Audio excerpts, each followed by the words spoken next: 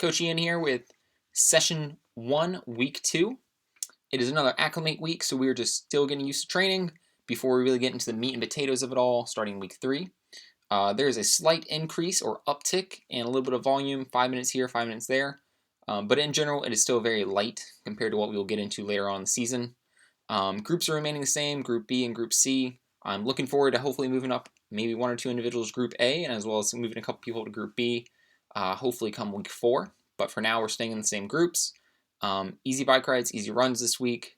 If you are getting done with easy bike rides or these runs, and you're feeling like you're gassed, feel like you just did a race, you're probably going a little bit too hard, okay? The idea of these is easy. It's just getting the legs moving, getting used to the activity. Ramping everything up too fast in intensity can lead to injuries, and that is what we want to prevent, okay? We are faster when we can get to the line healthy. All right, Wednesday we're going to do another meetup. I will send out an email probably after this one goes out to figure out a time that works best for as many people as possible. It was awesome to see everyone. I think if we can get as big of a group as possible together, that's going to work out even better. But if we have to do groups of 2 like we did last time, that's also totally understandable. So, something that was asked last week was in regards to swimming. As of right now, I am not allowed to be on a pool deck per recommendation of my head athletic trainer, and just some of the COVID protocols that we're going through at school that allows my team, the track team, to make sure that we can go to each meet and not worry about a breach in the system per se. But in good news though, a lot of swim teams are back in session, a lot of pools are open to individuals. So if you are on a swim team at the moment, please stay with that swim team. Try to be at that pool 3 to 4 times a week, if not more. As a youth athlete, swimming is going to be the best way to build cardiovascular endurance without any risk of injury. However, if you do not have access to a swim team or not currently on a swim team, but have access to a pool, I have created 3 different workouts below that are pretty easy to follow along with. They're nothing more than probably 2,400 yards or meters, and it's going to allow the athletes to swim individually without having to worry about certain times as how I've set them up. I think after talking with the Fayetteville YMCA in short lengths about what their availability is, it looks as if youth members are about $10 or $15 a month. I don't know if that includes a startup fee. As for those up in the Triangle, I would get in contact with probably local YMCAs up there as well, and just see what they're offering. Okay, and then, however, if after talking to the pools, you do not have access to a swim team or a pool, please let me know as soon as possible. This is going to alter how we kind of approach things, and I will try to create a workout system that will make sure you have those built-in exercises that are going to help when we are able to get into a pool facility or open water. It's going to make it a little bit easier on you. Or we adjust some of the training and we do some duathlon stuff, but we're going to try to get everyone to a pool in some regards as soon as possible. So for those that are on the swim team, you guys can go ahead and click out of this.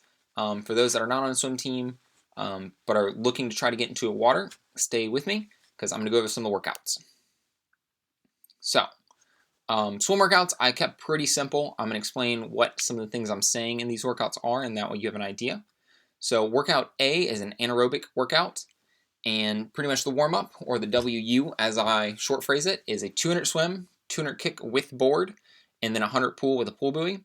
All you need for these workouts is just a kickboard and a pull buoy, guys. Nothing more, nothing less. All right, the pre-main set, or the PMS, is 8x25 kicks with a board, hard, and then with 10-second rest. So pretty much you're going to touch the wall, count to 10 seconds, and then go. All right, the idea here is a short recovery, kind of getting the legs moving. Next up, we have 8x25's catch-up drill with a pull buoy, and so you'll put a pull buoy between your legs, and then catch-up drill, which I have linked below this in a YouTube link, and then you rest 10 seconds again. So once again, you get to the wall, you count to 10 seconds, or you look at the clock for 10 seconds, and then you push off. So after those are done, you'll switch into the main set, or the MS, and it's 6x25 freestyle, or free. And these are hard. This is an all-out. It's anaerobic, so it's a short distance, but at max effort. All right, they're going to be on a 15-second rest, so it's a little bit longer of a rest, but it's not going to allow the heart rate to come all the way back down. All right, and then after we've opened up those 625s, we're going to go to 4 sets of 4x50s freestyle hard. Again, this is a short distance, so it should be a maxed effort, and you'll have 25-second rest.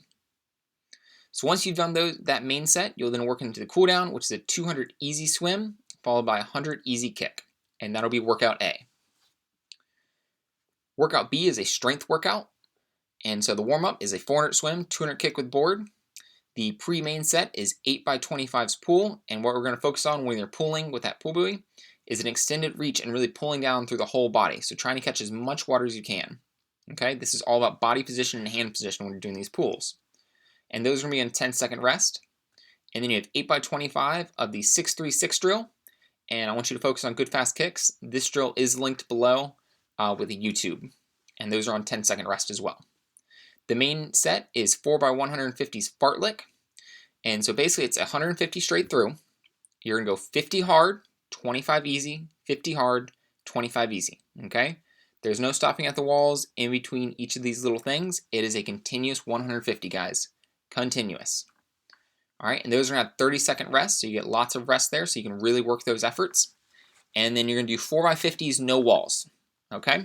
And so what I mean by this is you're going to push off, you're going to swim down to the other wall, but you're not allowed to touch it. So there's no touching, there's no flipping at the opposite wall. It is essentially an open water turn, okay?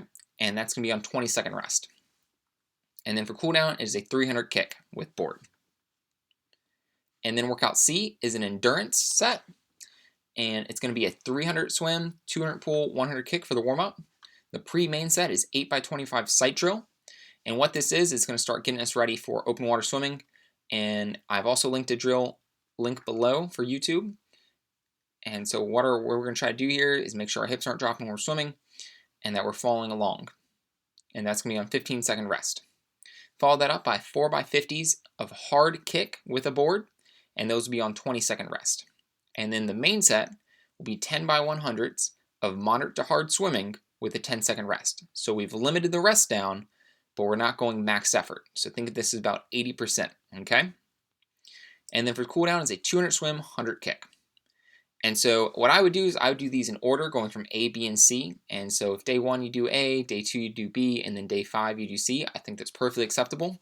But the idea is that you go in order from A, B, and C.